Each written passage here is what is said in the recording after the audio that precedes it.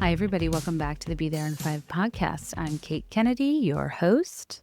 Today, we're exploring one of, I think, society's most misunderstood practices that arguably is my line of work, which is gossip. Today, I wanted to have on not only like a host of an insanely popular podcast that you've definitely heard of or listened to, but also a juicy new book that I think you'll love. And I'm only, like, I've always had authors on when I love the book, but like, sometimes I'll have on more than others because people, I want to be good about an industry I'm in too and promote people's books. I'm trying to be better at curating stuff. Like, this is so Beth's coded. And today's author, today's book, today's podcast host of the show Normal Gossip, Kelsey McKinney, and her New York Times bestselling book, You Didn't Hear This From Me, about the power of gossip. Like, I know you will love it. Gossip is one of those things I've struggled with my whole life in terms of not knowing how to feel about it. I'm such an observer of people. I love exchanging information. I think women talking is so important. And this book kind of helped me frame it in a more productive, less shamey way that I think is really interesting. I mean, we've been taught gossip is a bad habit our whole lives. But Kelsey McKinney really changes your mind by arguing how gossip has shaped everything from politics to the Me Too movement. She looks at how celebrities' images are made and broken by gossip, what our obsessions with their personal life says about our culture. She gets into the science of why we can't resist a juicy piece of gossip. And, learning that it's kind of a hardwired way that we learn about our social world and reinforce norms, and that even the origin of the word gossip was about the conversations had in like birthing rooms. I mean, in patriarchal societies, women's gossip networks have served as underground information channels. And when formal channels of power were closed to women, gossip became an alternative system for sharing crucial information, like which men are dangerous, which workplaces are hostile, which doctors can be trusted. Labeling this information as sinful, as nosy, whatever moral coding you want to give it, like, that's not a coincidence. It's deliberate. When you stigmatize gossip, institutions from throughout time, from churches to now corporations to wherever, like, effectively silence women's collective knowledge, which isolates them from potentially life-saving information. And she doesn't shy away from gossip's darker side either, talking about how it can be weaponized against women, how social media has supercharged gossip to an almost terrifying degree. But it's not like a preachy or overly prescriptive book. It's like laugh out loud funny. It's full of dishy anecdotes from history, from her own life. And it just really made me see the gossip that I consume and, pursue in a whole new light. I think in a lot of contexts, whether it just in terms of being a good girl or if you grew up in a religious context or whatever, like I always perceived gossip as being something bad, something sinful, something only catty, mean girls, busybodies, the noopsies. If you watch the OC, that those type of people participate in. It's something a good girl simply doesn't do. But the reality is more complex, and throughout history, gossip has been both a tool of control wielded by the powerful and a means of resistance for the marginalized. We get into interesting historical examples, but we also get into the generalized vibe of enjoying a bit of tea. And I think that the episode helped me see gossip being more of a complex social tool rather than like a moral failing. And we also discussed, men gossip too, by the way, but they just don't call it that. Like, if men are informally exchanging information or shooting the shit on the golf course or talking about sports or business or politics, it's like networking. No, they're gossips. They're noopsies. And in our conversation, we examine all of this, the double standard, explore how reclaiming gossip might be a feminist act of resistance, one that acknowledges women's historical methods of information sharing in a world that often denied them formal power. And we also talk about the complicated ethics of celebrity gossip in the age of social media and parasocial relationships, and like how are we to navigate the line between harmless entertainment and harmful invasion of privacy? And when does our sense of entitlement to information about public figures become problematic? These are questions I ask myself all the time. And whether you're a proud gossip enthusiast or someone who's tried to avoid it, I think you'll find the conversation enlightening. I just think Kelsey is brilliant. She's the host of this podcast that she's since passed the torch to new hosts. But she started it called Normal Gossip, where they would have these like listener submitted gossip stories that they would blind and talk through. And it just is an iconic podcast that has won awards, that's soared in the charts, that is just so beloved. And I went to her live show when she was doing her book tour, and I actually co-hosted with her on stage and like moderated and asked her questions. And it was like this room of 900 plus people just who adore her. It was like the best vibes. We talked for like 2 seconds before we got on stage, but I felt like I had known her my whole life. We had so much fun. And what's funny is I was like, oh, Beth should submit some gossip we could review like for a segment of this show. But I actually realized I was like, oh, your job's harder than I thought because you don't know how well people have like changed details to anonymize it. There's like things that you just need more details that you can't collect like quickly as a one-off. Anyways, it was kind of funny at the end because I had asked you guys like right before we recorded. And then I was sifting through it, I'm like, oh, this is harder than I thought. And I think that podcast, Normal Gossip, was a ton of work. And anyways, we talk more about it. But regardless, I love this episode. You can tell when I'm interviewing somebody and I just have endless things I want to talk to them about because I have trouble like sticking to the subject, which is to me the best kind of podcast. So I hope you like it too. And I'll catch you on the flip side. Enjoy. Whoa, I just read the deal for this and I am going to be using my own code. Cozy Earth, you know I love Cozy Earth. They want to celebrate moms everywhere for one weekend. So May 2nd through 4th. Cozy Earth is giving my listeners a special promo, buy one, get one free bamboo pajamas using code BeThereIn5BOGO. Not only do I love how BeThereIn5BOGO sounds, I love a BOGO, have since my Payless days. Cozy Earth bamboo pajamas are like what I became a mom in. I didn't literally give birth in them, but I put them on the second I was able to get out of hospital garb. And what's great about the bamboo is they're like stretchy. They're so cozy. I wear them now. I wore them when I was a very different size. These pajamas mean so much to me. I've gone through a lot of life in them. And I'm getting some for spoiler alert, I'm getting some for my mom for Mother's Day. I just got some for Kelly, short sleeve. And Cozy Earth, they just have the best vibes. Not only the name, it's just everything related to comfort and sanctuary. And I've switched out all the bedding in my home. I love their duvets and duvet covers. I always get compliments from guests on them. They're insanely popular and cozy bamboo sheets that like get better with every wash. Their cuddle blanket, many days, is the only thing that gives me comfort in this world. It's like this fur blanket that is like some weight to it and I can't sleep without it.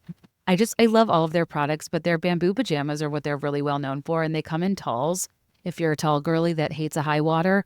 And this is a great BOGO deal, you guys. They have really cute, almost like French country style blue and white ones I've had my eye on. And Cozy Earth's bamboo pajamas are the perfect way to wrap yourself or that special person in your life in comfort and care. This weekend only, May 2nd through 4th, Cozy Earth is giving my listeners a special promo. Buy one, get one free bamboo pajamas. Use code BeThereIn5BOGO to take advantage of this. Because moms deserve the best. Or you can also get 40% off with my code BeThereIn5 in general. So BeThereIn5BOGO if you want to BOGO bamboo pajamas. BeThereIn5 if you want 40% off anything else. Sheets, robes, a cuddle blanket, you name it, they've got it. It's all things coziness and sanctuary in the home, and I'm obsessed with them and love you, Cozy Earth. Thanks for the BOGO. You know those like what's in my bag videos people do? I was looking through mine the other day and I was like, not enough people have what I have in my bag, which is a Rogue Liquid IV or two somewhere in the bottom. I literally can't leave home without it. How else am I supposed to get hydrated? Drink lots of actual water? Liquid IV works harder because it's powdered by LIV Hydroscience, and one stick and 16 ounces of water hydrates better than water alone. It's so convenient. If you're on the go, I typically am drinking it. If you're on the go, if you're at an airport, you just tear, pour, and enjoy in whatever water bottle or hydration situation you've got going on.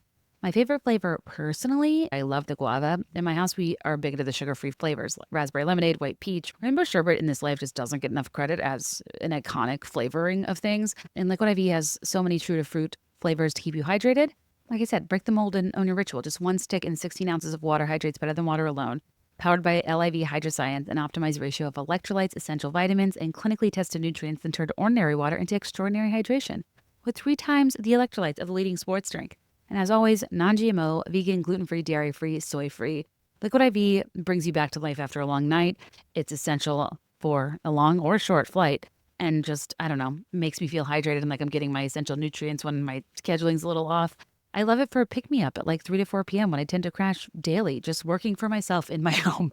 And I have no excuse, but I'm grateful for Liquid IV for how it helps me own my ritual as it is.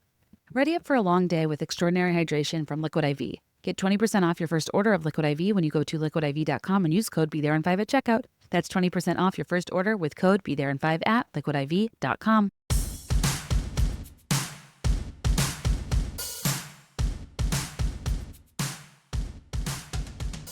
All right, everybody. Our guest today is Kelsey McKinney. She is a journalist and novelist, writer, and co-owner, I think, at Defector Media, and previously worked at different outlets like Vox and Fusion and Deadspin, and is perhaps best known as the host of the insanely popular podcast Normal Gossip, which is about juicy rumors and scandals, I believe they say, about people you'll never know and will never meet, which I love, and you guys will too.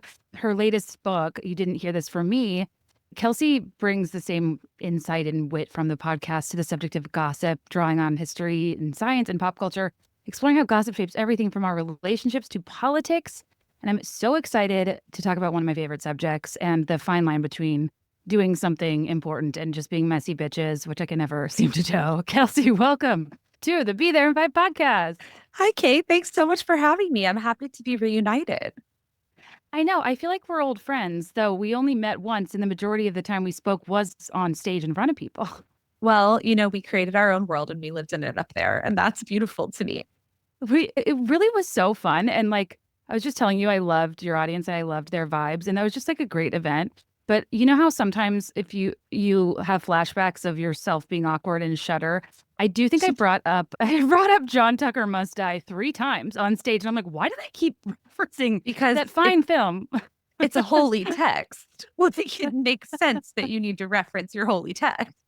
I think when I read it in the book, I was like, God, this is such a great example of like a cultural analysis of the power of gossip.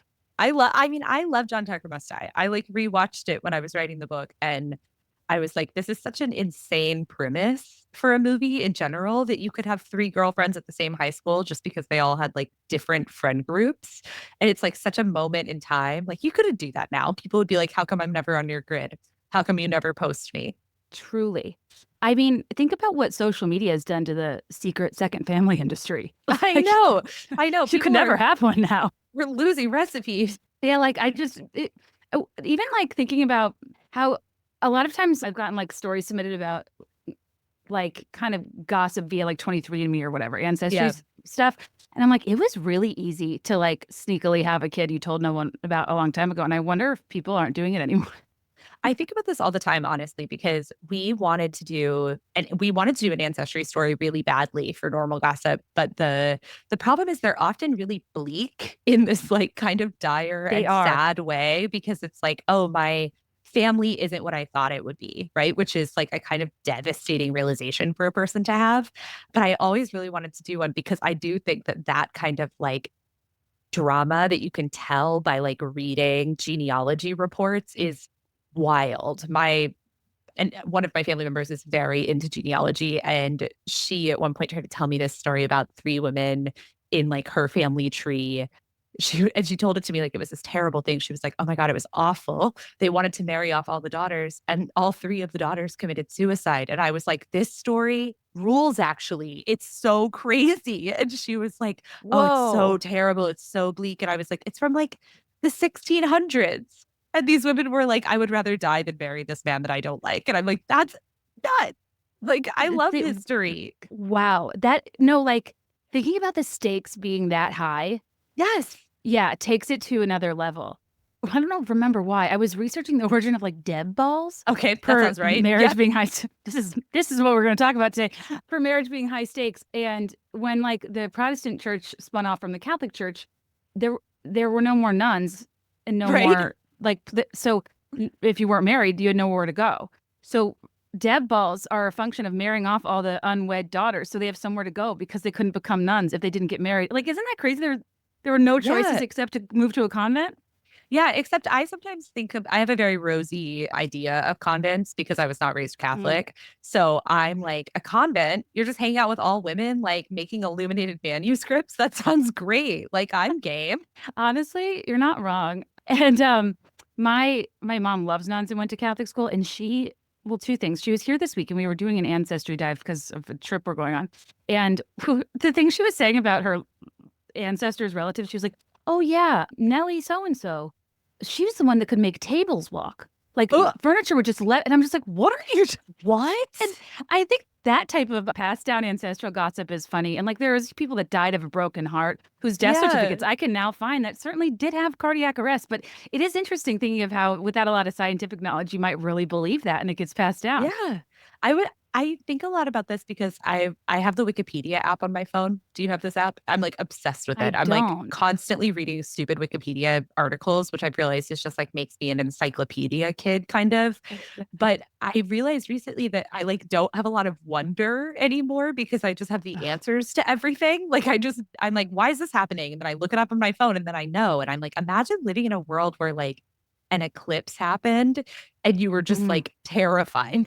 You had no idea it was Totally. coming, right? Like that's crazy. Absolutely. And I try to have a rule if I'm like with a group of friends or like dinner party vibes. If we're doing that thing where we're trying to think of a word or phrase or event or something on the tip of our tongue or what other thing Yeah. was this person in, we can't look it up Oh, because I love that. the joy of like excavating all the possibilities, I think is so lost when we can look up stuff. But I too love a Wikipedia loop, but they're just like really begging us for money, like in a they're like the Yeah. Democratic Party. Like, relax. The donations insistence at the top of every page. I'm like, are they okay? Everyone seems to need money right now, which is understandable since we're on the brink Which of is a recession. But I'm understandable. like, yikes. Can't be a good sign, in my opinion. Have you ever played that game where it gives you a starting point? It's an app I have on my phone actually. It's called Wiki Find or something. It's Oh, gives you a starting topic and an ending topic, and you have to figure out how to get from one to the other just with Wikipedia click-throughs. no, that sounds so fun. It's like 6 degrees of Kevin Bacon.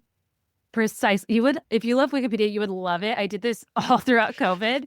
Yeah, And I'm writing it down. there's some theory about like, not theory, but literally, one of the games on the app is like, see how many clicks it takes you to get to Jesus. And it's like always two.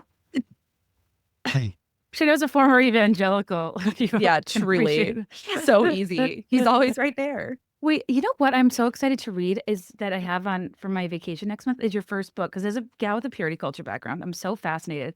Do you mind just telling people a little bit about your first book too before we get into the normal gossip of it all? Because this audience is very interested in that type of content. Oh my God, sure. I mean, I would love to. My first book was like my baby, right? I like worked on it for so long and I like wasn't a very prominent writer when it was published. And so I just like had this book that I loved and was just like for me. It's a novel. It's about two sisters who are the daughters of an evangelical pastor who's caught having an affair. So it's very steeped in like purity culture and the like questions of who has power and why. And I think like for me, it was something that I used to like process my own experience in the evangelical church, but it was also just like a fun way to escape in my like 20s when I wrote it to go away to this land with these girls. I love that. Like, I know, and that I've never written fiction, but did you feel like people in your life or your parents or people were like wondering if it was like about you or based on your life? Something that I find really, really interesting about fiction, if you ever write it, you'll also experience this, is that people are always asking you which parts are real. They're like, but which Yeah, and parts it's are like real? not. And I'm like, it's a hard question to answer because it's like, well, none of it, because I made all these people up and they don't exist, and none of this is real.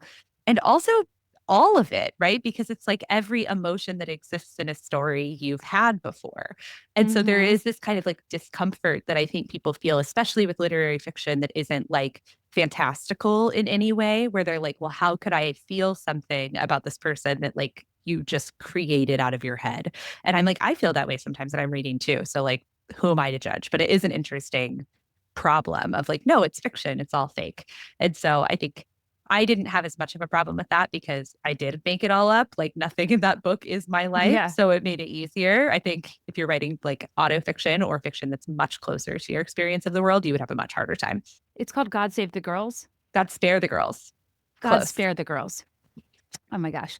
Yeah, I did like a few maybe 5 years ago. I started digging into purity culture and I like crowdsource people's stories, and I think purity culture. So what's so insidious about it is while it's happening, you don't you would never really even think anything's wrong with it because it's theoretically like good. You're doing the right Moral. thing. Mhm. Yes, and then you have to like unpack it like 10, 15 years. Like I didn't really think it through till I was in my 30s and all the Yeah. ways it still like has infiltrated my brain and like never gave me the opportunity to develop my own true organic opinion about sex and sexuality. And Yeah. it just robs people of a clean slate, I think, in a big way. Right. It's also very subtly like in your subconscious in a lot of things, I think, right? Mm-hmm. Like for me, especially like modest dress, which is a huge part of purity culture. Like I often will be like, oh, I like have my tits out in this shirt. And my friends are like, that regular V-neck. Like, do you? Like, no, you don't, right? Like you're wearing a regular shirt. And I'm like, well, I feel exposed, right? Because the way I was brought up is such that I'm like, you gotta like, you have to watch yourself. And I think that kind of stuff is really interesting in your 30s to start thinking about because it's like, okay, like, what of this do I actually believe? What would I apply to like myself and others? Right. And the answer for me is like almost none of it. I believe you should be nice to people, which is, I guess, part of purity culture in a way.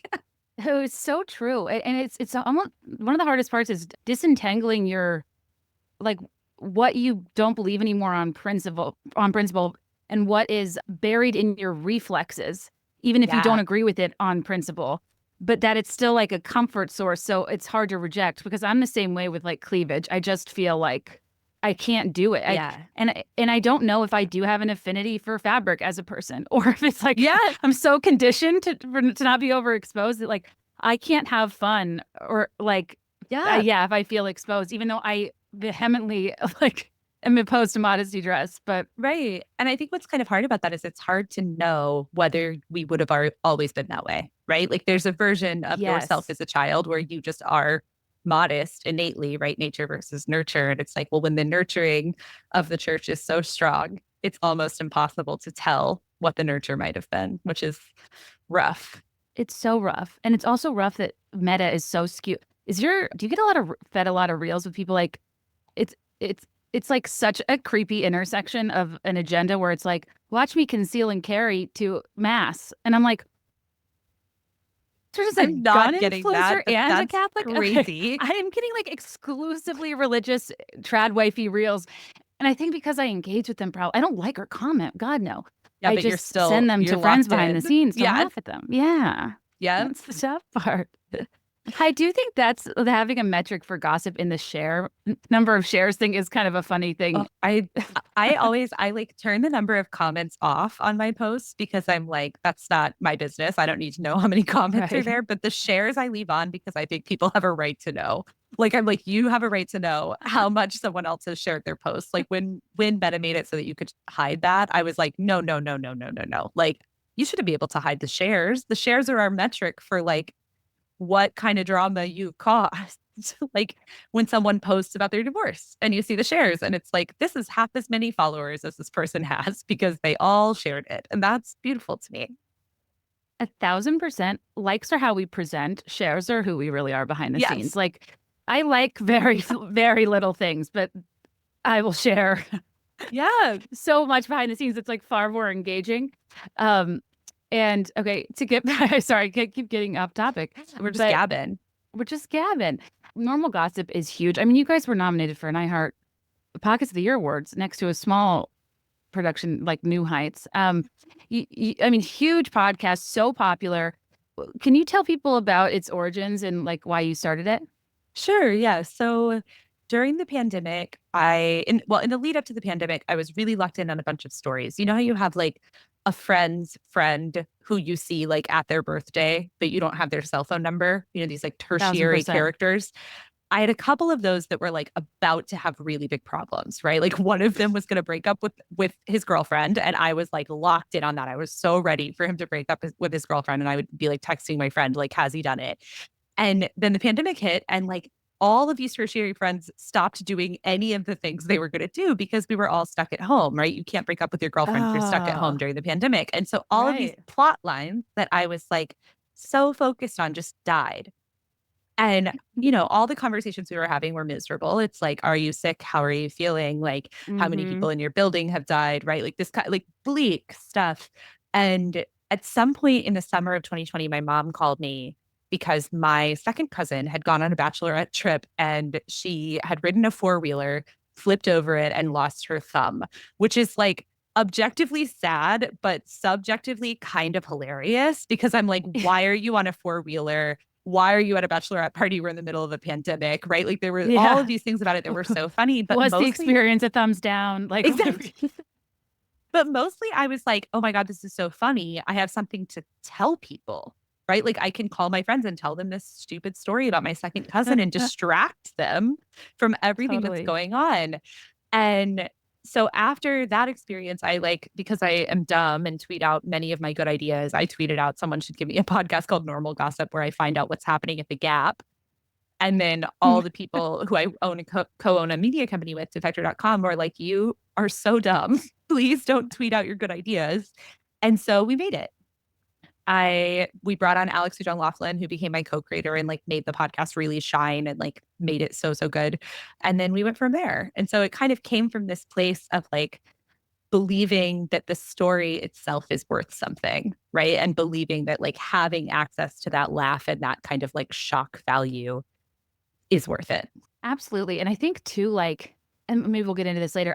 I'm often wrestling with the ethics and responsibility I have as a pop culture commentator of like, you know, gossip about public figures and the blind item culture of it all, the rumor culture of it all. Yeah, Like, I both understand as a person public facing how cruel and inhumane it is, the way we treat public absolutely. figures, but understand the entertainment value as a consumer of it. The idea of like gossip not being an inherently bad thing, and as you brilliantly talk about in your book, its role in shaping power and truth and safety, and using that like tendency to gossip to share stories about like people you'll never meet, that like Yeah. completely anonymously, to get to enjoy it in a way that kind of rids you of that like, am I doing something weird here Yeah. feeling. Like it's kind of a, I don't know, a nice way to like honor the tradition, especially while we were like socially distancing and stuff, one, but two, I like there is something that feels like less like not mean spirited or cruel when it's just like a friend of a friend of a person with a few changed details, and you get to enjoy it. Yeah. Something we were really careful about, and the thing that we probably get asked the most questions about, which goes back to the other thing I was talking about with fiction of like how much of it is true, right? This question, Mm-hmm. it's like kind of at the root of all storytelling, is like, how do you anonymize, right? People are desperate to know what is anonymized and how we do it and like the decisions that we make for that. And I'm always saying my goal is that no one gets hurt. My goal is that you can Mm-hmm. consume these stories knowing that like nobody's going to get hurt by enjoying them and talking about them, which means that however common we think the story is, it can be anonymized a little less, right? If it's super uncommon, it has to be anonymized a little more. But I think that you're right. There is something nice about being able to say, like, I'm going to talk shit about these people who I don't know and won't meet, and know I can do that safely without like worrying about hurting anyone.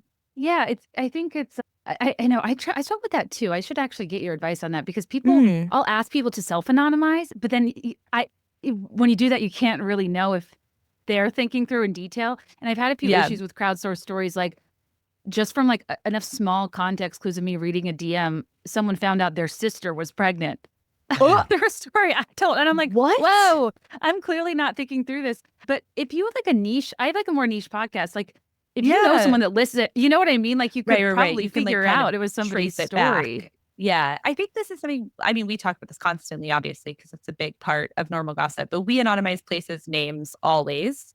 And usually any identifying details we change. But it's also kind of funny because we've always gotten a lot of emails from people like starting in season 1, right? So before we even had very many listeners at all, we had this episode about a knitting club that has this like kind of scandal around acrylic yarn. And we got several, I think 4 or 5 emails from people being like, oh my God, that's my knitting club.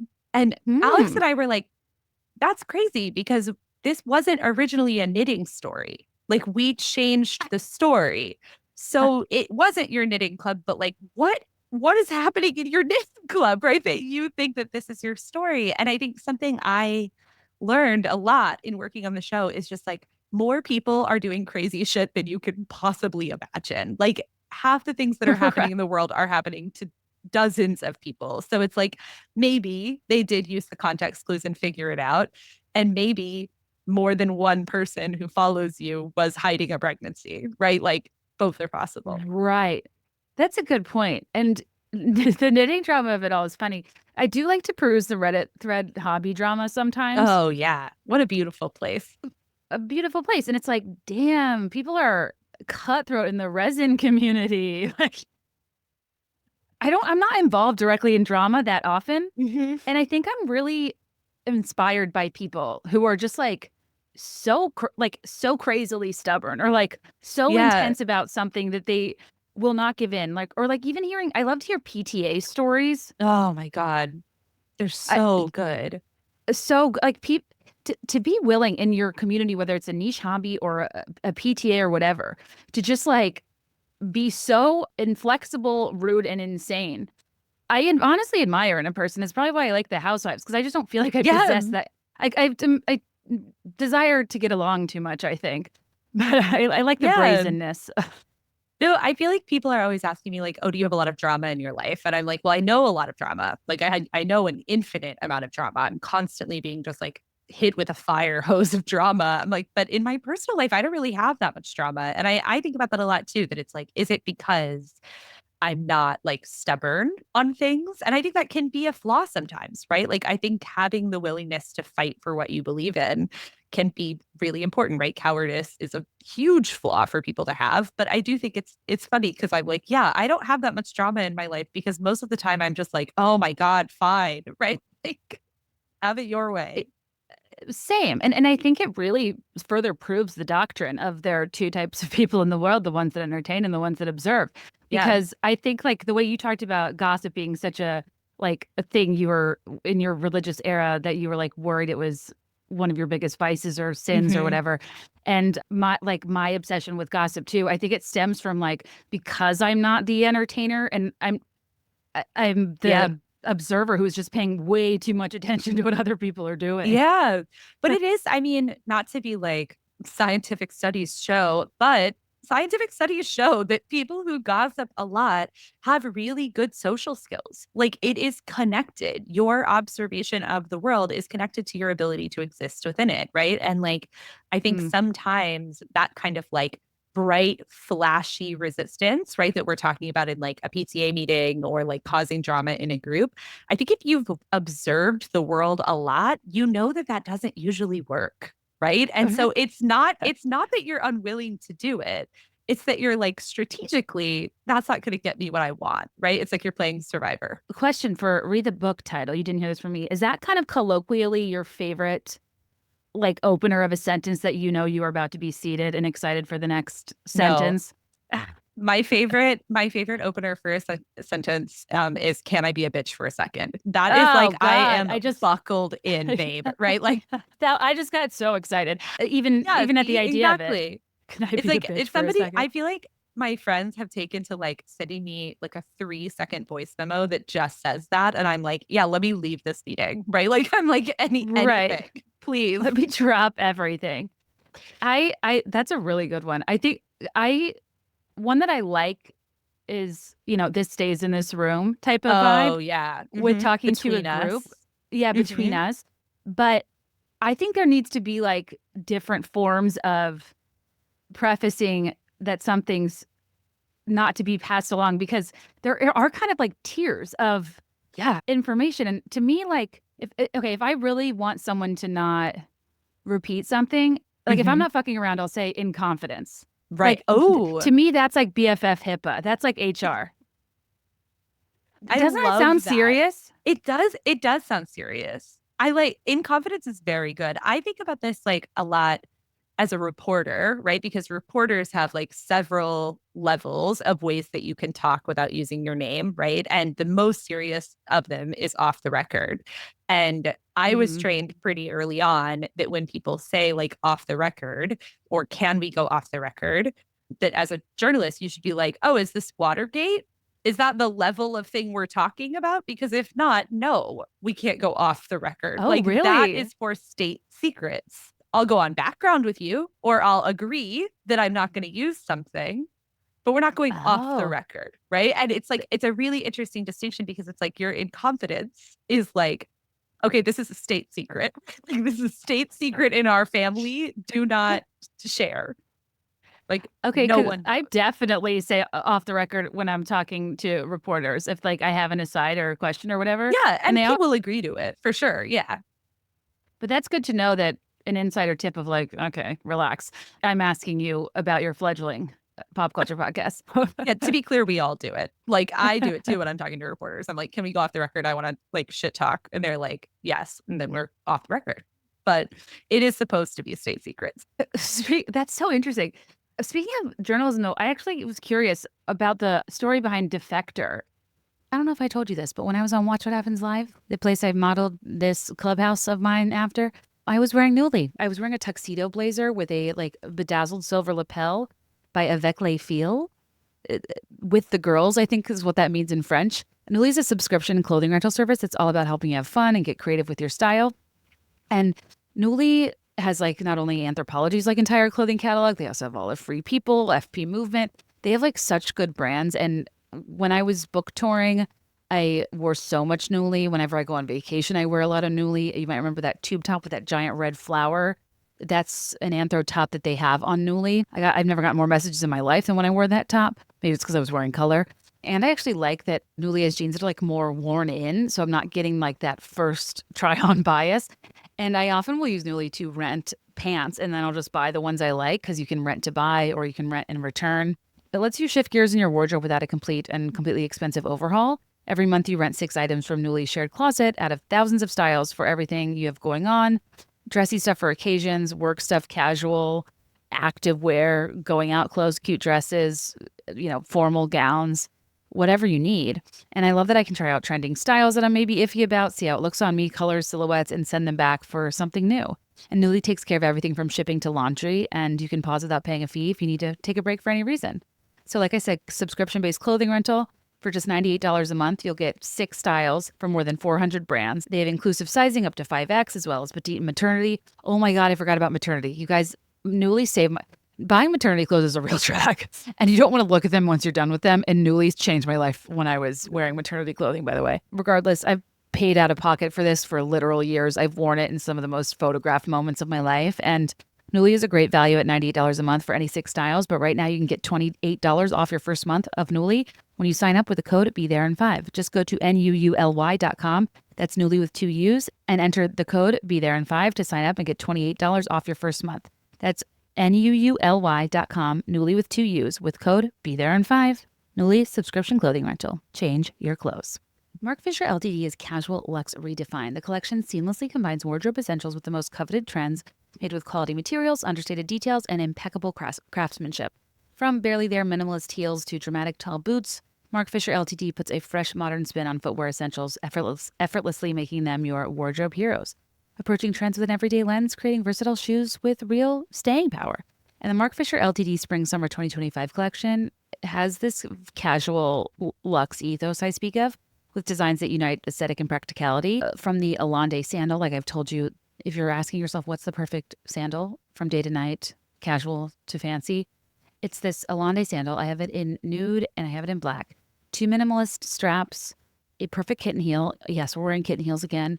And whether you're wearing it with like a cuffed jean or a ball gown, this is what I mean with versatility, you guys. They are made to move effortlessly from beach to street, day to night. They are always shoes that are like on trend and cute and look different from other shoes, but they're not like too much where you can't wear them year to year, season to season. And the Alande is the perfect sandal, as I mentioned. The Ivana is like the shoe I'm seeing everywhere right now in terms of like silhouette, but they have the most effortless, comfortable one that I've tried. It's like a sleek woven silhouette of like a Mary Jane flat. It's a modern take on a classic flat that is refined. It's easy, designed for all day wear. It's got this like cool textured vibe that makes it casual or it makes it beachy, but still can like look high end. It's a really cool, different shoe. Again, the Ivana, Evonna, and the Alande. Those are like the 2 I want to highlight as I think the best will love that I've been wearing all the time. Courtney's really into the August Dolly. She wrote me a note. As a short gal, she loves that these give her a little bit of height and they're super comfy. It's like a double buckle style with a platform, and hers are like a leopard print. And she's just writing me, when it's finally warm in Chicago, I can't wait to wear them with a crisp white tee and cute shorts. They also have these studded and braided versions too that she's interested in.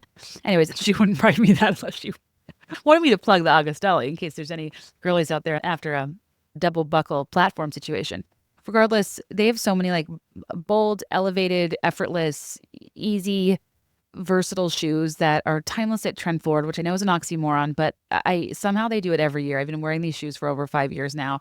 And if you want to build your vacation ready wardrobe from the ground up, shop the new summer collection and receive 20% off your purchase with the code BETHEREINFIVE at markfisherfootwear.com. That's code BETHEREINFIVE for 20% off your purchase at markfisherfootwear.com. Oh, sure. Yeah. So I used to work for a website called Deadspin, which is was a sports and culture website. And while we were there, there was like some extreme over managing happening at the top. It was bought by a private equity firm. The guys they installed had no idea how to do journalism. They That's basically maddening, by the made way. it. That can be bought by PE. It was so bad. I really not to brag about my friends, but my friend Megan Greenwell has a book coming out called Bad Company that's all about how private equity has destroyed all of America that I cannot recommend enough. It will make you so bad. Ooh, I'm wrong. It's great. And so private equity came in, they destroyed it. They took what was a pretty profitable company and made it unprofitable very rapidly, and then decided that they wanted to tell everyone what's right. And we had a union, so they weren't allowed to do that. And so everyone on our staff, everyone at Deadspin quit. We walked out. And it was on Halloween 2019. We all walked out and we said, we're not going to do this. Bad timing in retrospect, because that means I went into the pandemic without a job. But it turned out fine because we launched a cooperatively owned sports and culture website in 2020. We're coming up on our 5-year anniversary, which is very exciting. And so we're an independent media company, and we have, I think, 26 employees now, which is really fun. And I'm really proud of it. That is awesome. Being in a time where you feel very disoriented trying to get any semblance of the truth or a credible opinion. Yes. I wanted people to hear that story behind it, because I just think it speaks to, the integrity of the staff. And in terms of controlling what you wrote about, was it just mostly a clickbait venture, following whatever story, or was it topic specific? It was topic specific. I mean, there's kind of a misunderstanding that we were told that the reason everyone quit is because they were you can only write about sports. That was part of it, but it was mainly just that they were trying to tell us what to write about at all, right? We had a union contract that said they couldn't. We had decades of a company that had worked perfectly fine without guys in suits coming in saying, you need to write about this. And there's a kind of pompousness to that, to not trust your workers and to believe that you're the one that knows everything. And so it was untenable. It was kind of, to use a biblical reference, the writing was on the wall. And it was okay, we can stay and be miserable and lose people one by one, or we can destroy the company they have and all of us leave at once. Dang, that's awesome. Good for you guys. Because they assume that's not going to happen. They're trying to exploit a situation where people are famously underpaid and undervalued, an industry that really fucking matters. Yeah. I mean, this is something that I feel I've been talking about for, since 2016, but there are more of us than them in general. Right. There are more people working in the world than there are people in charge with lots of money. And there are things you can do that matter and that hurt them. And they don't want you to think that. They want you to think, oh, if you all quit at once, this would be fine. That company has never recovered from that. They have lost money every single quarter since then. And that's great for us, right? Because it means that your action meant something. And that exists in lots of forms. There are lots of things you can do to ruin the day or the week or the year of someone with a lot of money doing wrong. Wow. Yeah, I gotta say, I haven't read a Deadspin article in years. I feel the thing they're known for in my head is breaking the Manti Te'o scandal. Yeah. I love that scandal, by the way, and we don't talk about it enough. That's another good example of we're losing recipes. People aren't really doing scandals like that anymore. It's hard to find them. It honestly is. There was a real sweet spot in the early 2010s where we had a digital footprint that people were still naive about. And I'm God, nowadays you're just not getting the Coney 2012s. That was crazy. Yeah.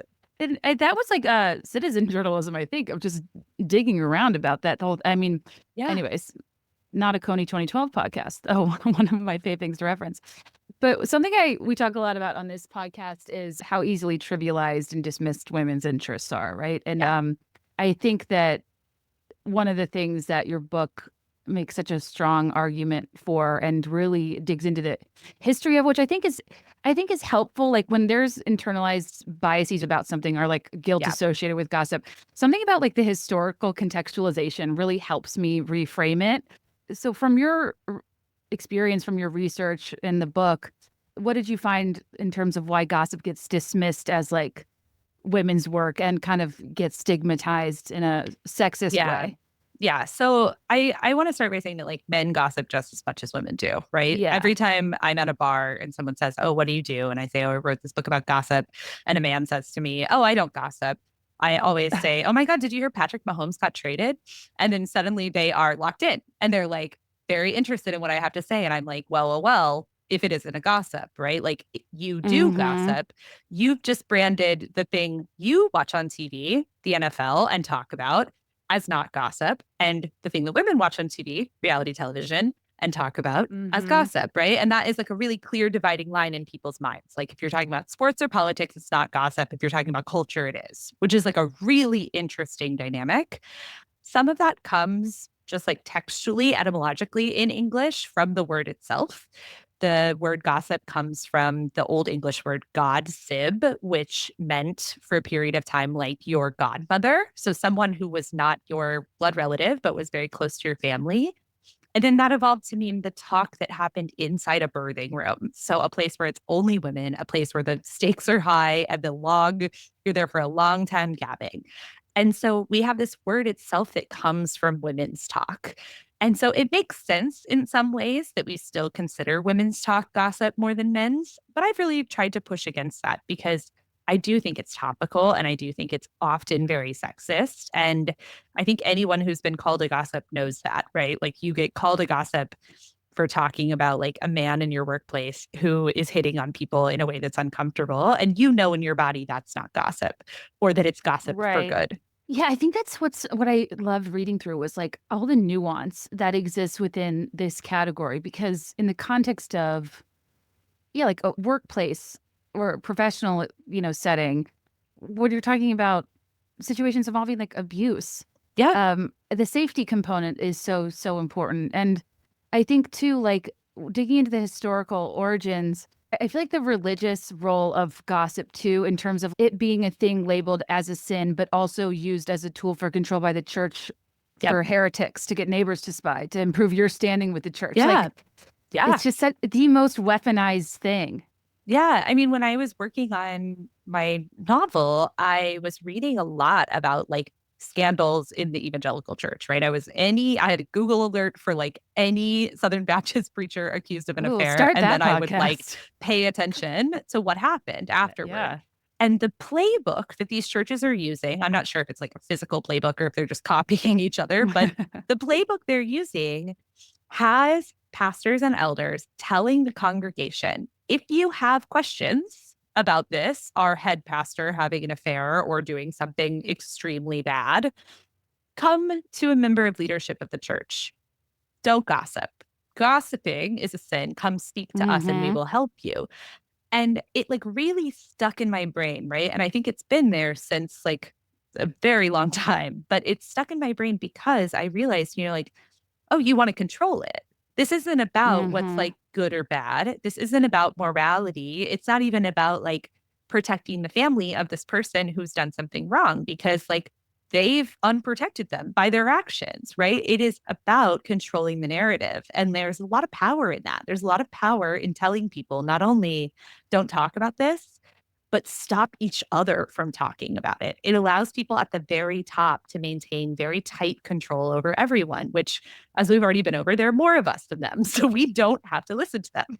No, it's so true. And there's nothing like that feeling of thinking you're in a safe space and could like pass on some scoop and then somebody being like righteous about It's gossip was the brutal. worst.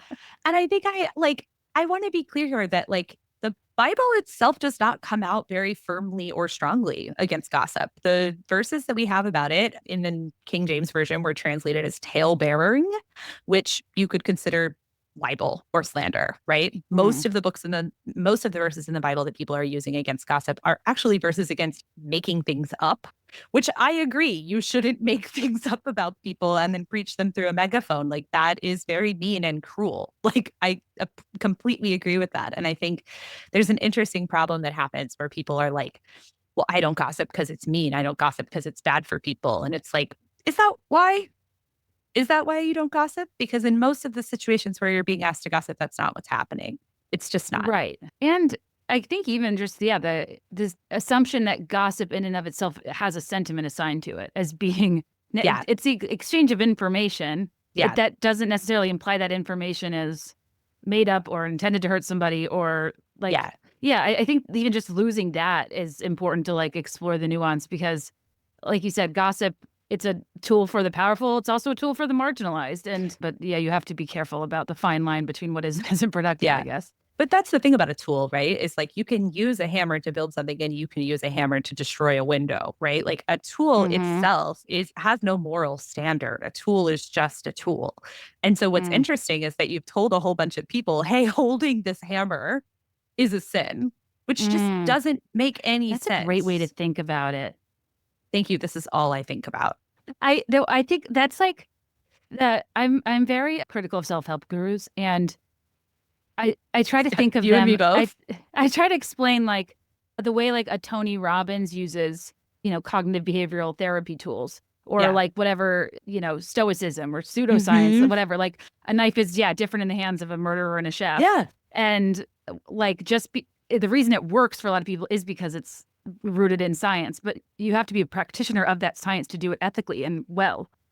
Exactly. And I think that's like the kind of thing that I've noticed a lot is that like when you're in that situation and you're like gonna tell some gossip and someone is like, oh no, like I don't partake in this.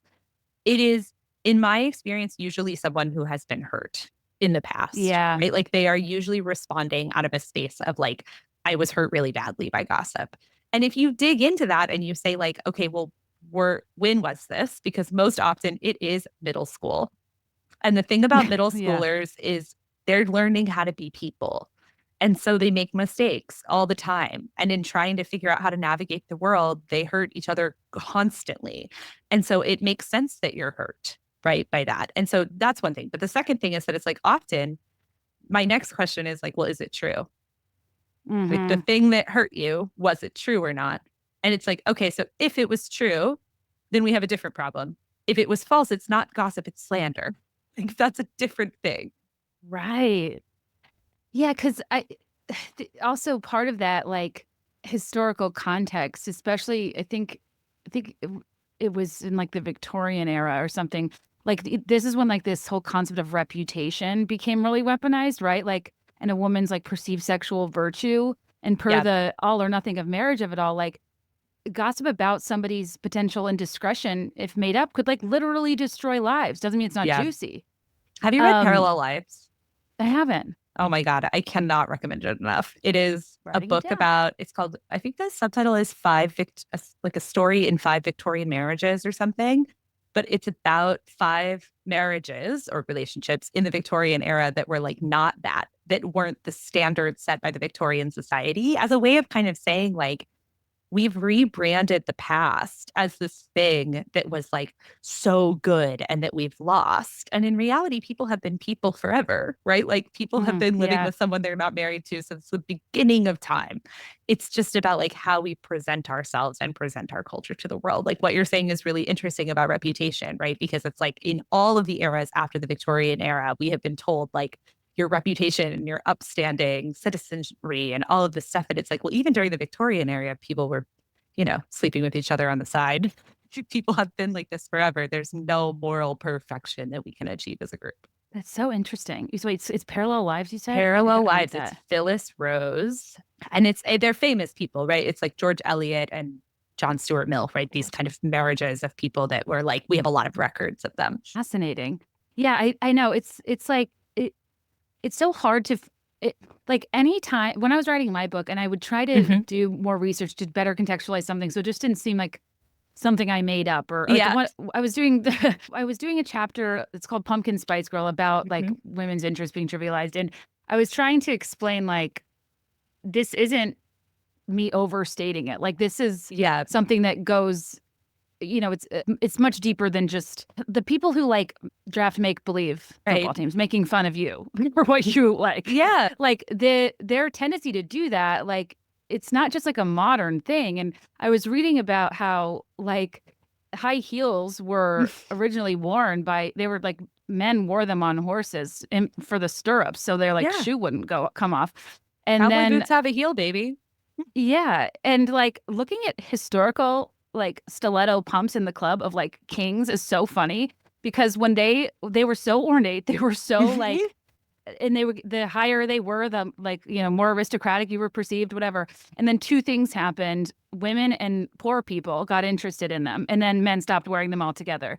And Yep. I was like, wow, since the beginning of time, even like in fashion, once things go mass market, they become chuggy. Yeah. I mean, I think about this a lot with like sports, right? I live in Philadelphia, which is like a big sports city. And there's a lot of women who like really love the teams here. And sometimes you can see men like really, really bristle at that, right? Because you could tell they're doing this thing where they're like, well, in the past, if women start liking something, a band, a movie, anything, I just reject it wholesale. But like, I can't reject a baseball team that I was brought up cheering for. And there's this like tension in their body where they're like, well, what do I do if I'm at a game and all the fans around me are women who like want to talk about which one is cutest, right? Like, how do I behave in that scenario? And it's like, I don't know, man, good luck. You could just grow up and get a grip. Literally. And I think that's what's so crazy is you kind of, in low situations, you can't win because you're kind of written off if you're not into it. But if you are into it, there's like two ways that can go. Like, it's the name 5 songs, name 5 MVPs, whatever, to like prove it. But if you do prove it, you're like trying to impress them, trying too hard, and or a fraud. Or if you can't name them 5 MVPs, whatever, then you're fake. Then you're fake. And it's kind of like the best thing we can all do is A, not care. Yeah. And B, it's like it goes both ways. Like, it's not just, women who like traditionally feminine coded interests. It's like really any interests at all. Yeah. It still doesn't, like, what you're saying about the historical precedent, I think is great, right? You see this in all oppressed groups that like, if it is good enough, it starts being stolen by the people in power to say like, oh no, this is ours actually, right? That it's like they will take things from you and say, oh no, this isn't for the girls. The Beatles weren't for the girls. The Beatles are a men's group. And it's like, come on, man, right? Like, who was at all these shows, right? You're revising a history of a thing that women loved to make it important, which is like, it sucks. It's like, have I lied to impress a dude and said I liked their later stuff? Like, yeah, I'm more of a I want to hold your hand type. But yeah, we made the Beatles. It is interesting seeing how this transpires. And it like, it almost helps me give less power to it, because like, it's interesting to see how this stuff goes down on TikTok too, because I don't know why, but I really have this issue with that whole chuggy phenomenon and how it just like made fun of people who wore stuff that they spent money on and still wanted to wear.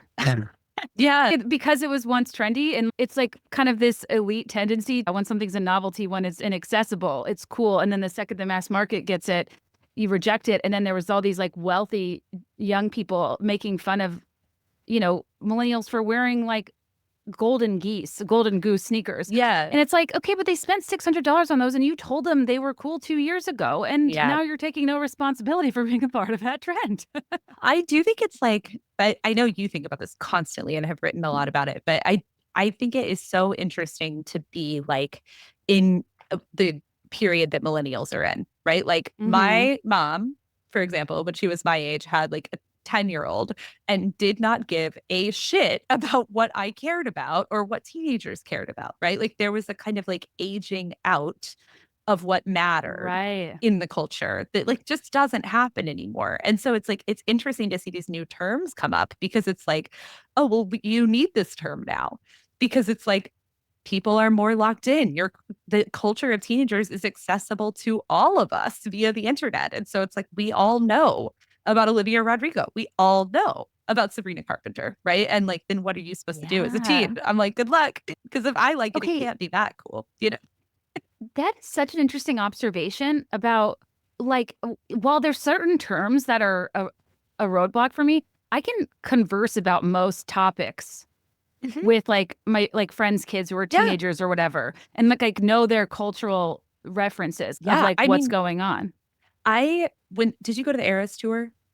Yes, I did. Okay, I also went to the Eras tour and I was kind of stunned because one of my closest friends and I have been to almost all of her tours. I mean, since the Red tour, right? And we were at the Red tour, we were like the oldest ones there. And we were like, 22 years old. And it was like all young people and maybe a couple of parents. And like, what's so interesting about the Eras tour is it was like, yeah, this tour is huge because it's three generations of people crammed into this building. And like, what kind of pop stars have ever done that? Right. Like, it just hasn't happened. And it's like, well, I think in some ways, we are kind of back in a monoculture where it's like the biggest things are for everyone now, which is like kind of fun. Like I had a Hmm. really good time being seated in front of like a bunch of 12-year-olds who were screaming at like the top of their lungs. Like I was like, this is so fun to see them experience this and be like, oh yeah, I did this too, right? When I was little. It's so true. And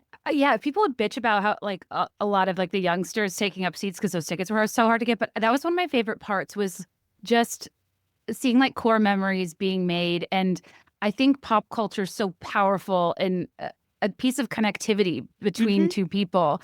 And when it's like, yeah, mothers, daughters, fathers, daughters, whatever, Yeah, everybody I was think there. it's really, really special. And I was talking to my mom about this. I'm like, I can't think about if us going to a concert together when I was in like middle school, Right. but it was like you and I were both diehard Carole King fans. Right. Right. Like that's like somebody who my mom was obsessed with. And I'm like, that just wouldn't have happened. We wouldn't have been making bracelets. I wouldn't be caught up in No. all of her dating lore and drafting my favorite songs from different albums. I don't know if it speaks to Taylor Swift so eloquently writing about the experiences of womanhood that they transcend, yeah, like Yeah, space and I time. think it's more than that. I think it's that like the culture is bleeding across Yeah. generations in a way that it just hasn't really in the past, right? I'm like, I call my mom and I'm like, did you watch The Pit? Right. Because I'm like, I Yeah. know she did. Right. And I'm like, great, we can talk about this. Like, that certainly was not true 30 years ago, where it was like, have you watched this special on HBO? My mother, right? Like, True. no. Well, and it's kind of the inverse of a former phenomenon when there was more fragmentation in Yeah. media that was age demoed, like how like shows such as Two and a Half Men were allegedly Yeah. like the most popular shows on TV that no one I knew watched. Well, they still have that. Do you know about Tracker? No. Tracker is like the number one show in America. And Wait, what? it's very highly ranked. It is one of the most popular shows in America. It comes on, I think, CBS. And it's, oh my God, I'm going to do that. We're going to play that game where we don't have a phone. What's Trishelle's ex-husband's name? Trishelle from The Real World? Yes. Is it I Trishelle? actually, I don't. Chrishell. Also, what other Trishelles do I know? Doesn't matter. Also, Chrishelle Some Selling Sunset, Trishelle's Real World, but I don't know her ex's name. The guy, he was also in This Is Us. He's the lead of this of Yes, Tracker. that is Chrishelle's ex-husband. Yeah. Yeah, Chrishell's that ex-husband. What is yes, it? Justin maybe? just Doesn't matter. But like, yes. that's one of the most popular shows in America. And I'm like, for who? Who's watching I've this? literally never. I'm like, is it about a geo tracker? Like, what are we tracking? What's? Could not tell you. I'm shook. That's Not my that's business. that's so funny. It's wild. I'm like looking at my notes. I'm like, why did I write? Oh, there was a there's a funny anecdote you said of. Oh, you were saying gossip isn't like brought up that much in the Bible, and when you said that, I wrote down in your book. You said something funny about how like the only person that wrote about it in the New Testament was Paul. Oh my God, Paul. Which is like ironic because he wasn't there for the Yeah, things he I'm wrote like, about. this is something I'm like obsessed with because evangelicals are obsessed with Paul, right? Like this is like the Yes. thing. It's like the New Testament. Like the Gospels are great, sure, sure, sure. But like what we care about and what is taught the most are the epistles, right? Like these books by Paul. And it just kills me because I'm like, he wasn't there. Like he wasn't there for any of this. And so it's very Where funny. was he? How did he get? I'm like not remembering the It's lore like of Road Paul. to Damascus is the right, Oh. like the scales fall from his eyes, right? Like that's when he like encounters God, right? And is converted. But it's like the apostles, right? The guys who were with Jesus, like hanging out, vibing for years, he wasn't there. Like, he wasn't one of them. And so it's very funny that like the man who was like pretty much credited with the spreading of Christianity and part of the reason that it managed to survive what seemed like was going to be a pretty short-lived world religion is because of this one guy who wasn't there. And so I'm like, whether you believe it or not, you have to admit that like somebody had to tell him what Well, happened, yeah. which is the gospel, right? Like that is also gossip. The it's such an interesting thing to think about because I was so tormented by this. I had that verse on my wall, without gossip a quarrel dies down or Yep. whatever, which is a crazy thing to like make myself feel so bad about. So that I put it on my bedroom wall and like Yeah. draw it with like popular girl handwriting Yeah. and Yeah. like markers. But it is kind of funny when you think about it in the context of the Bible. Yeah, really discouraging gossip because literally it would have never gotten written if people couldn't talk. Like, what Yeah. else were you going to do? Yeah. I mean, I also write about that verse in the book because I'm obsessed with it, right? Like, without gossip, a quarrel dies down. Like, without gossip, a fire goes out, right? Right. Is the verse, right? Is that like a fire goes out without fuel. And it's like, but fires are sometimes good, right? It's like if you think for 1 second, like fighting a quarrel in and of itself is not bad. Yeah, Fighting some things can need be to be burned down. productive. Some things need to be burned down, but also just like fire's how you cook stuff, right? Like Yeah. there are benefits to things that are tools. Also, speaking of quotes, I was also plagued by the one that I think we talked about this on stage. It makes me laugh because it's attributed to like Eleanor Roosevelt or Audrey Hepburn or Marilyn Monroe or Anonymous or Socrates. I think he said. Yeah, yeah. Well, it's that handful of people, and then what became Rachel Hollis in the 2010s. Yeah. Really incestual group of quotes that no one knows who they're from. But I do think that was Eleanor Roosevelt who said, like, was it small minds? Wait, you can probably say it verbatim. It's like great minds talk about ideas, average minds talk about something Events or something. Yeah, small minds talk about people, right? So the idea that like if you are little and naive, you would talk about each other, which is it's like truly chef's kiss to me that it's attributed to like everyone anyone has ever thought might have a drop of wisdom, right? Because it's like, well, we've decided that we want this to be important, and therefore an important person said it. Right. And it's also like, yo, Audrey, people need to go see your movies. Talking about you is why you're famous. So I'm glad it wasn't. Or Eleanor, that's how, you're in an elected That's how you get office. elected. Yep. But I think that I have like a bit of a sensitivity to like a lot of, I don't know if it's growing up in the South or my sorority or what, but like things that like that quote that are kind of projected onto you about what is and isn't like classy or intellectual or whatever. Yeah. And just being like a classy, well-mannered woman and like having rethought so much of that as an adult. Right. In terms of like, now that anytime somebody like wants you quiet, wants you not talking in the name of manners or respect, I'm like, red flags. Yeah.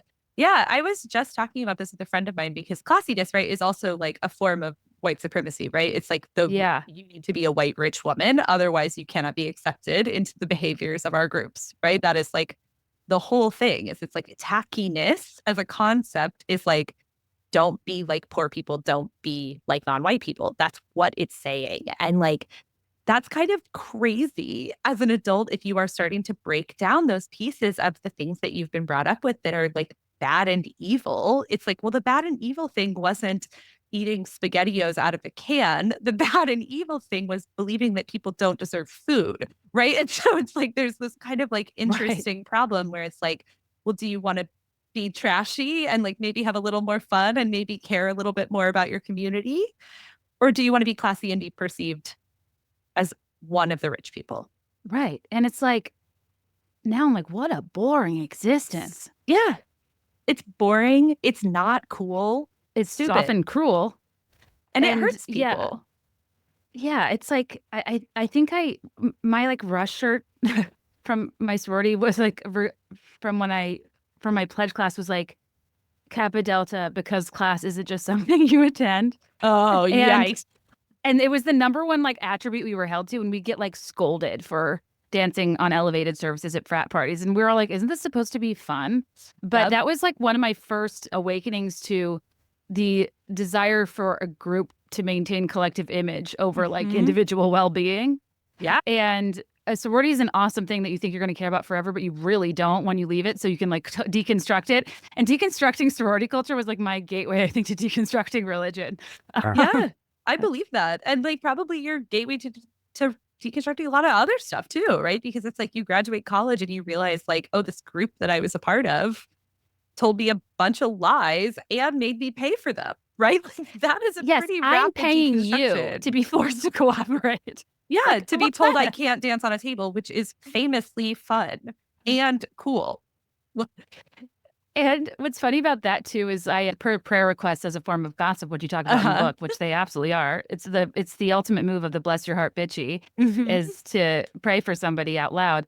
Or as we talked about, and then I was mortified that your dad was there. Is he still a pastor? I was talking about how I used to get juice about how people like hooked up or had drug problems when they did testimonials in front of everyone. Yeah. Because that's like the play. Like if it's especially satisfying if you're the one giving gossip about yourself. What a con. How do they get people to do that? It's wild. I like think about this all the time that like you know so much about your community when you are in the church because people are constantly confessing things to you that they don't need to confess, right? Like it's like you're telling me this, which like maybe it like might be useful and that it might make you feel better to confess something, but it's like now I have knowledge I shouldn't have, right? And that is like I loved that. I miss it a lot. And this is a tangent I don't need to go down, but it's something I've thought about a lot during the Blake Lively, Justin Baldoni situation and about him talking so transparently about like porn addiction and like just being so poor. I'm like, he's a part of a small restrictive religion where transparency is highly valued and radical truth is like a form of connection that is alarming to an outsider. And I kind of wonder if that didn't play into it. Yeah, I think it is like that is a very interesting thing because like we know social scientists have proven that like if you tell people things about yourself, it makes them feel closer to you. Right. Like, I love hearing things about people's selves. But like, if somebody you kind of knew came up to you and was like, I need to tell you about something bad that happened to me, afterward, you would feel closer to that person that you did before because you would be like, well, I know this thing about them. And it's kind of scary to me that like you can use that intentionally for manipulation. Right. Like, and that is what a lot of like that kind of truth telling programming is for is it's like, well, you tell people things that are hard about yourself and then they feel closer to you and then you can use that to manipulate them. And I'm like, yikes for me. Major yikes. And it's also like there's kind of like token vices that are safe. And I sometimes think people are making up like a porn addiction. I love token vice. It's like if you're asked to like share your sins and you're like, my sin is that I care too much. Right. And it's like, come on, man. And I'm like, tell me which, subheadings you go to on Pornhub. Like, we need to get more detailed other than, because I think, prove it. Because I am not buying it. I think that sometimes, like, even to juice up my own testimony, I kind of wished I participated in more at-risk behavior because mine was like pretty dull. It was like cheating on a test.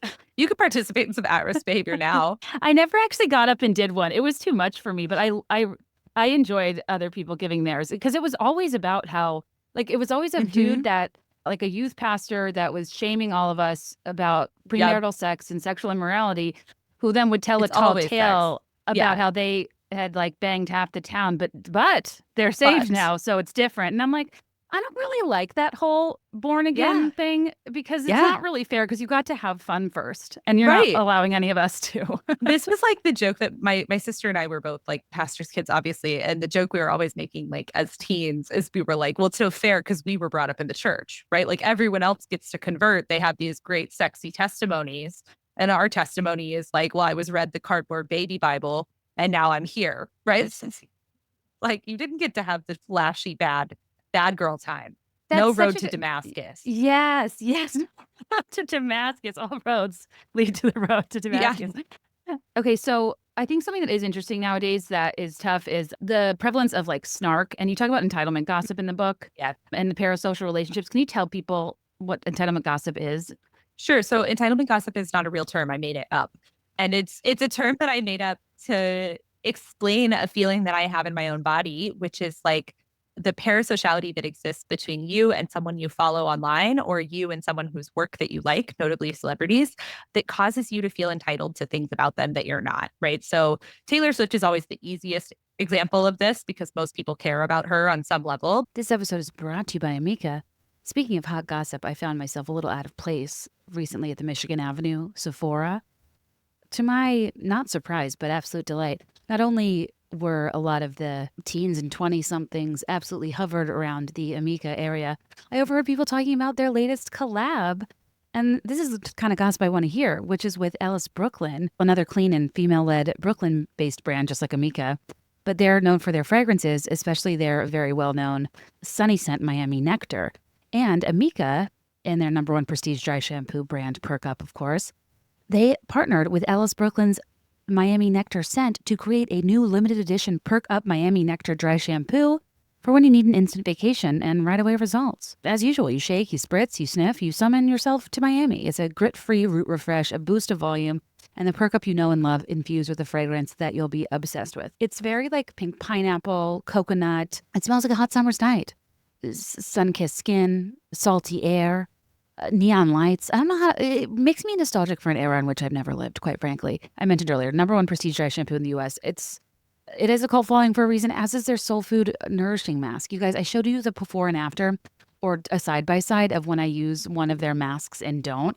And Soul Food, The Cure, they have so many of them that are like a cool drink of water for your hair. But Soul Food mask, it was sold out at the Sephora I went to, if that tells you anything, because of the recent sale. But not to fear, be there in 5. We have a code for you if you missed out on that. But if you're just a person that likes to smell good and feel breezy, the Alice Brooklyn Amika Perk Up Dry Shampoo Miami Nectar collab is the scent of your dreams. It's limited edition, so, got to buy it before it sells out.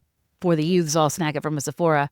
I love Amika's products. I love their commitment to quality. Amika Meeting's friend, and they are definitely a friend to be there in 5. For April, they are giving us Bess a one-time use code for 15% off your first order through the end of April. Just go to loveamika.com/BeThereIn5 and use code BeThereIn5 at checkout.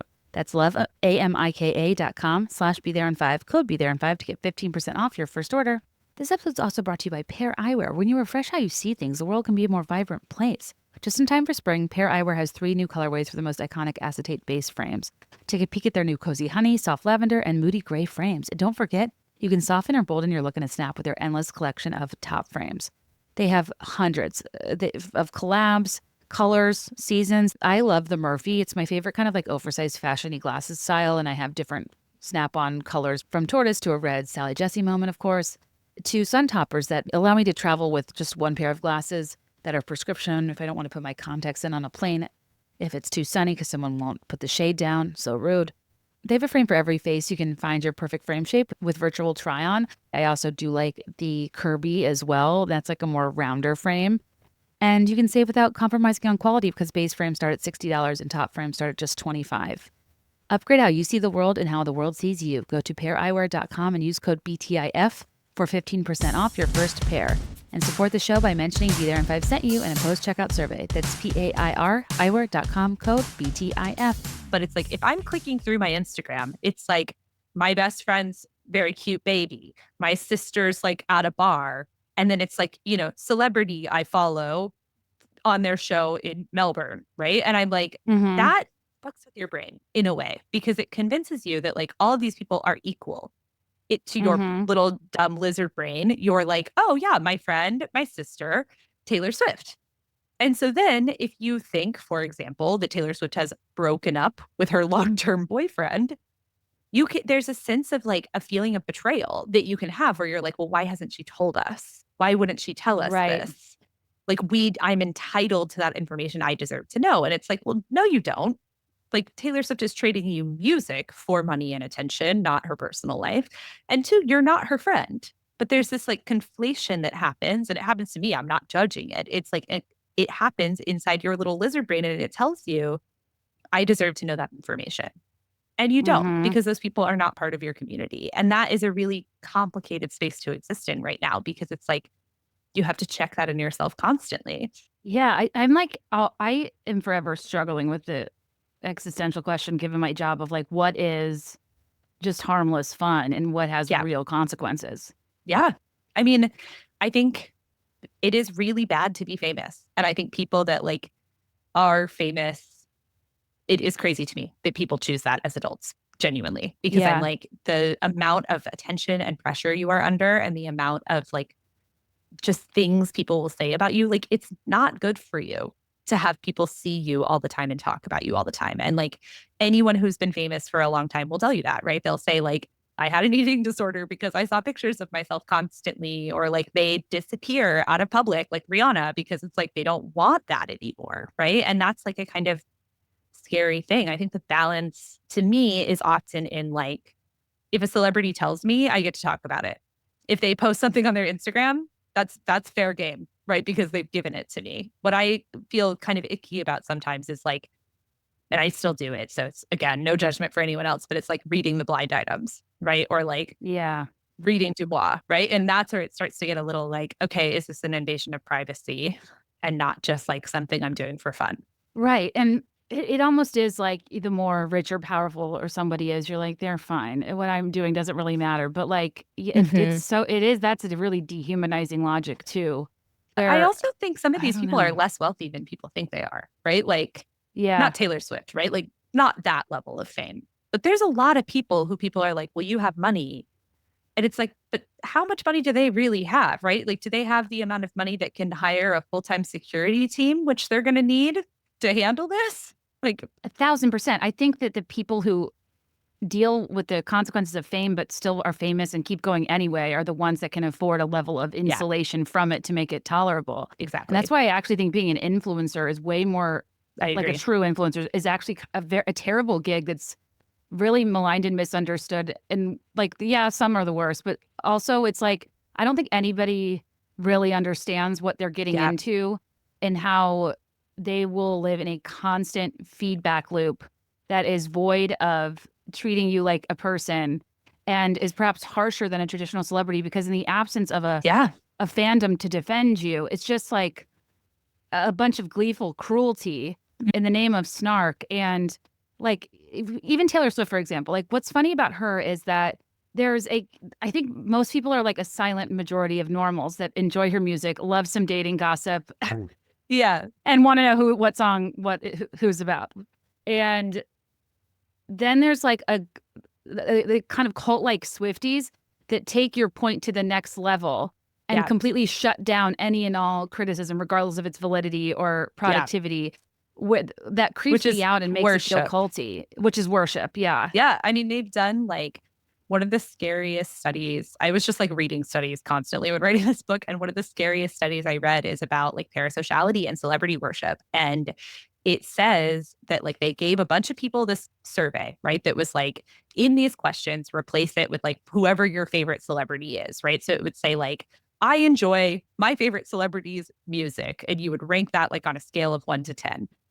But they found these levels of parasociality where like the people at the very top of celebrity worship genuinely believed that if they were to show up at their favorite celebrity's house uninvited, that person would be happy to see them.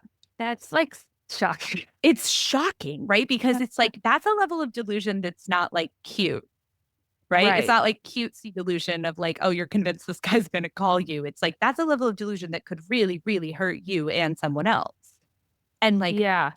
it is complicated because for a lot of celebrities, it's to their benefit to encourage parasociality because it makes them a lot of money. And so there's like an interesting problem there where it's like, well, how much are you going to encourage this behavior? It's so it and I know I could analyze Taylor Swift's fandom endlessly, but like it's if you're a person that talks about Taylor Swift publicly, everybody I know who does like has experienced a profound Oh, shift in the yeah. past 5 years of it being fun to it not simply almost not being worth it anymore. Because the flip side of the worship is if you're not 100% favorable toward everything, the way you're bullied so like Yeah. cruelly and aggressively in the name of defending her is like Yeah. super creepy. And that's where I'm like, she's good. Like I think I think she's good. And she doesn't. You don't need to defend her. But Yeah. also like, sorry that I don't like this song. I can fix him. No, really, I can. It's just like didn't need to be on there. I think it could have, been a I cut. think, but I think this is kind of what I'm saying, right? Is that like Taylor Swift is selling music. And guess what, Yeah. babe? I'm buying, right? Like I'm out Right. buying the music. I like it. It's good. Once you start viewing your relationship with her as anything other than a person whom you are buying music from, you are in a state of delusion. And like That's difficult because like for all of us, I think that happens for people, for some celebrities at some point where you're like, well, I love them. We would be best friends, right? Like I can sit here and say like, if you believe this, you've entered a level of delusion. And also in my little lizard brain, I'm like, but I do think me and Kristen Stewart would get along, right? And like that's delusion, right? Like I don't know her. That's such a funny celebrity to pick because she's one of the ones that seems more difficult to converse with naturally, but she also seems awesome. But it's a good pick for that because it's like, that's delusion. Like, I get her. You're like, I understand her. No one else. Yeah. How do you feel about, and I go back and forth on this, because like an example of why like there's a cohort of Swifties that like are so fucking mean to me on the internet is because like there have been a few times I've kind of I mean, you're just handing them ammo at this point, but go ahead. Yeah, I know. And there's been a few times I've kind of like dipped in and out or like been like about certain things that I think I almost will oppose just because it frustrates me that everything is so like overwhelmingly positive. Sometimes it just doesn't seem realistic. But Roe had overturned. The patriarchy was fucking us. I get an email about fuck the patriarchy keychains from a billionaire woman who promised to be an activist, did a documentary about it, and then never followed up. And then I kind of was like, but people were really, really mad because here's the thing. It's a slippery slope of like the thing you care about most. You can't insist that the people you support care about everything you individually demand that they care about or speak out about. And it's just like, that's a game we've gotten into in a post-2020 world that I think is impossible. And I'm on the receiving end of like a lot of frustration from people when I'm not talking about whatever it is they want to talk about, and I just never know how to feel about it because I believe in a level of accountability and engagement and responsibility. But I also, it's just so unrealistic to go to your favorite celebrity influencer or whatever for that type of information. Yes. And I mean, I agree with you, right? I agree with you that like it is a complicated space to ask everyone to agree with you on everything. Like if your favorite whatever doesn't agree with you on something, like you can always stop listening, stop watching, stop engaging, or you can like get over it on some level in order to enjoy the work, right? Those are your options. They're not great, but they exist. But I do think you're right to fucking criticize someone who is making a profit off of something that they are then not standing up behind. Like that I do think is like good citizenship, is to say like, oh, you are one of the richest people in the world. And most of the decisions that she makes are about getting richer in general, point blank. No one can argue that because like, does she pay her staff well? Yes. Does she whatever? It's like, yeah. And she consistently makes decisions to make more money than she had before. She's allowed to do that. But that means that if she's sending you an email saying like, buy this thing that says fight the patriarchy, it's like, well, in which way is you using a political message that's been used by women forever as a fight against oppression to make $4 off of me actually helping this cause? Like, I think you were right. Sorry. I don't think it is unreasonable to ask people with an immense amount of power to put their money and at a bare minimum, their mouth where they say they are. Right? Like, if you want to come up here and say, like, I'm making money off of a bunch of young girls by saying, like, fuck the patriarchy in my song, it's like, okay, fucking fund it. I think that's what that's the ick, is the capitalization on it. Is like, it's not just because I care about it, I need her to care about it. It's like, being sold a message that like isn't moving the needle when a small tweet from you can get 500,000 people to vote. Feminism is not about women being billionaires. It's not about women going on billionaires' little planes into space. It's not. Like, it's not. I'm inspired. like it's not. Feminism is a resistance group of people who believe in creating equality at costs that you may not like. And the like pop cultureification of feminism, and also currently of like anti-capitalism, is taking some of the teeth out of those movements at a time when it really needs it. So like, I think it is completely fair to look at a billionaire and say, no, you don't actually get to come and ask people for money for something that you're directly contributing to. Sorry. I truly can't believe that they thought they were doing something with that rocket launch. I'm almost like marveling at the delusion of not even like news networks and the women on the shuttle realizing literally nobody cares. Yes. And Katy Perry talking about how her angels told her she should go. And then her in Zero Gravity showing the track list or something, or like her tour dates for some butterfly. I'm just like, this is so embarrassing. People are dying, Kim. right? Like, it's like Yeah. literally people are dying. It's very hard in a moment to care about stuff like this because it's like people are dying. And people are dying, Kim. There's people that are dying, Kim, is like a perfect way to like, because sometimes that can be used as a whataboutism dismissal of something where it's like, okay, we can contain multitudes. But the resources behind this are so offensive that this is the time we use. There's people that are dying. Yes. And that clip is because she lost a diamond earring in the ocean and she's a woman that can buy another diamond earring. Like, that's not a real problem. Good point. It sucks, but it's not a real problem. No, it's like I'm consuming the stuff because I just can't believe that people think we're interested, but then I'm also contributing to the vehicle that thinks by looking at it. Yeah. But her singing, it's like she was like, I wanted to sing "It's a Wonderful World" and not roar as we descended because it's not about me, it's about the world. And I was like, to be a true bitch for a second, I'm like, you didn't even go to space.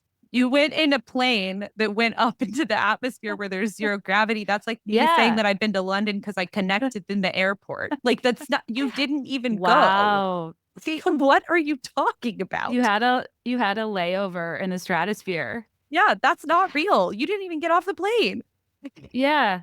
Eject and then talk to me. Breathe the space air. And then you could say you've been there. I was saying on last week's podcast, I'm like, I can't believe Oprah's not stepping in and being like, Gail, this is not one of my favorite things. Like, enough. Like, why is nobody I feel like I expected better from Gail, I think. I think if you get to having a certain amount of money breaks your brain. Having a certain amount of money and a certain amount of attention makes people nuts. And the thing is, you don't have to ever have that amount of money. Oh my God. It gives me the same cringe sweats as when all those celebrities during COVID sang Imagine. Exactly. It's like, God, that was wild. It's like things are bad down here. We don't care about this. Yeah. Yes. Imagine that. Okay, so a few people submitted. So what's interesting to me about your job, or you've since passed on the podcast host duties, right? But like what makes good gossip is highly subjective. Yes, highly. You must have spent so much time sifting through submissions. Yes, my brain is filled with gossip, half of which I can never use. Nothing must shock you anymore. It's pretty rare that somebody sent me a voice memo yesterday that shocked me, and I was like, oh, it's been a while. You know, it's been a while since something really got me like this. I'll tell you when we're not recording. Ooh, can't wait. Stays in this room. In confidence. Yeah, precisely. And it makes me feel, to me, it's a verbally binding contract in ways I thought off the record was. Yeah. The ones people submitted, I mean, they were pretty funny because I'm like, dang, that'd be hard to pull off. Like, my mailman's been having an affair in our cul-de-sac since February in the mail truck, which are famously open air. I do appreciate a hot mailman. I want to know more. Yeah, I've got some questions because I'm like, is the mail in my imagination, the mail truck always parks on the street. So it's like, if you're going to have sex in the mail truck, do you pull it into the driveway? Do you pull it a few houses down? Like, what are the logistics of this are interesting to me as the mailman. And she specified that it was in our cul-de-sac, which is kind of a funny distinction because all homes facing. Yeah, the center. It's like, that is a really great scandal. But like, some of them I think are more so just like, oh God, what would I do? Like, I overheard my friend's fiance confess to cheating while he was staying with us. Yikes. Well, you tell him that he has to tell her or you will, in my opinion, because the thing is, it can't come from you directly, ideally, because it's like being shot as the messenger. And like, people have survived affairs, I guess. But I think, I hate that. Cheating is such a hard one because people feel really, really strongly about it in like a lot of different ways. Like, we never did cheating on the podcast because I was like, we just can't handle it. People lose their minds. Okay, I didn't know that because I find it really challenging too, because it's like, you have to know like a lot of details and you don't want to just like be so black and white, right, wrong about things.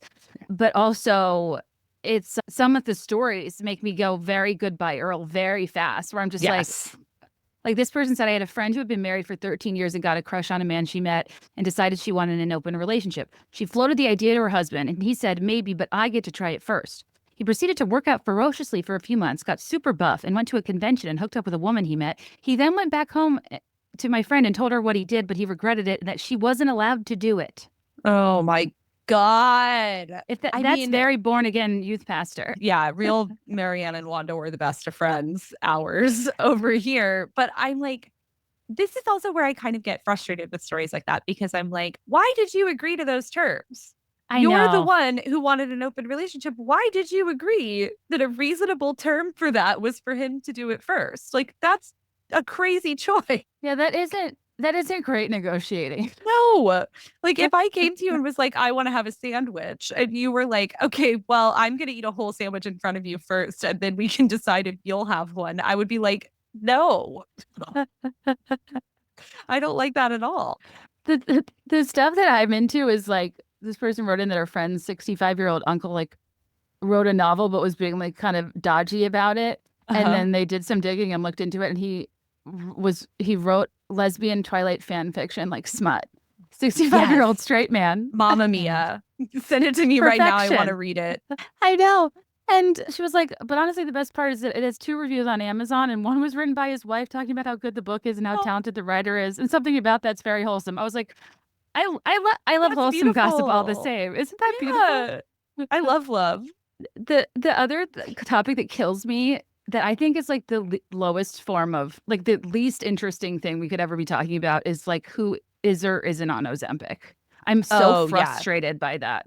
It's boring. I don't care about it. It's boring. Who cares? It's just kind of also a bit of a, not a witch hunt, but like literally somebody will post, like an influencer will post something from like a different angle or looks slightly different. And it's just a bunch of comments that are like shot emojis. I'm like, what the fuck is wrong with people? Yeah. It's a crazy world we live in right now. And I think it's like, it's funny because I remember, I'm sure you remember this too, like probably 6 or 7 years ago, there was a narrative amongst like millennial women that was like, oh, I'm so jealous of like the girls growing up in this era, right? That like you're growing up in an era where you have more body diversity on screen than we've ever seen. And it's like, well, if the pendulum hasn't swung right back, right? Like, it's like, it's so here dark. we are. Here we are. It never went away. I think it was just rebranded. Like, people used to tell you not to eat, then they called it intermittent fasting.